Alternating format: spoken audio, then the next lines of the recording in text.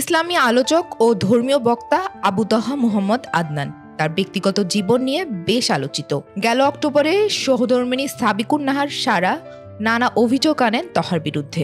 এরই পরিপ্রেক্ষিতে গেল ২১ অক্টোবর বিচ্ছেদ ঘটে এ দম্পতির মধ্যে। এবার বিচ্ছেদের ঠিক ৪০ দিনের মাথায় পুনরায় বিবাহ বন্ধনে আবদ্ধ হয়েছেন তারা। মঙ্গলবার ২ ডিসেম্বর এ তথ্য এক ফেসবুক পোস্টের মাধ্যমে নিশ্চিত করেছেন সাবিকুন নাহার। কিভাবে তারা এক হলেন বিষয়টি তুলে ধরে পোস্টে সাবিকুন নাহার লিখেন, দুনিয়াটা ক্ষণস্থায়ী, পুরোদস্তর ধোঁকা, নিখাদ এক প্রতারণা। কতদিনই আর বাঁচবো আমরা এই দুনিয়ায়, অনন্ত পরকালের চুল ছেঁড়া হিসাব আর চিরস্থায়ী জান্নাতের সাফল্যেই যে সব।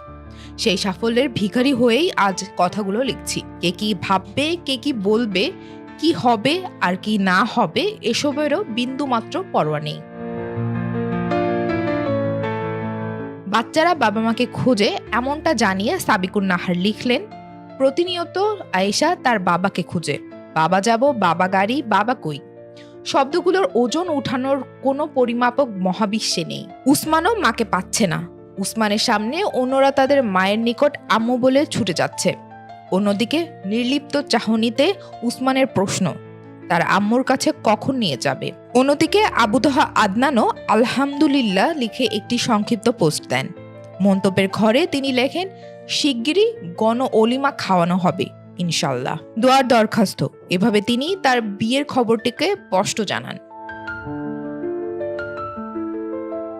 এত দ্রুত তাদের সম্পর্ক পুনঃস্থাপন হওয়ার বিষয়টি সামাজিক যোগাযোগ মাধ্যমে মিশ্র প্রতিক্রিয়ার জন্ম দিয়েছে। উল্লেখ্য, গত ২১ অক্টোবর সাবিকুন নাহার এই ইসলামী বক্তাকে খোলা তালাক দিয়েছিলেন। ওই দিন আবু তাহা আদনান ফেসবুক পোস্টে লিখেছিলেন, বরেণ্য মুরব্বী আলেম ওলামাদের পরামর্শক্রমে শরীয়ত মোতাবেক তাদের পারিবারিক সমস্যার সমাধান ও নিষ্পত্তি করা হয়েছে।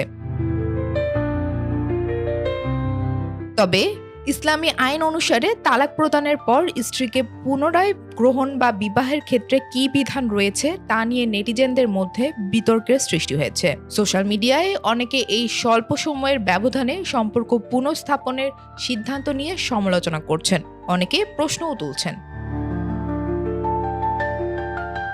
রাবিতা খন্দকার, বাংলা বাজার পত্রিকা।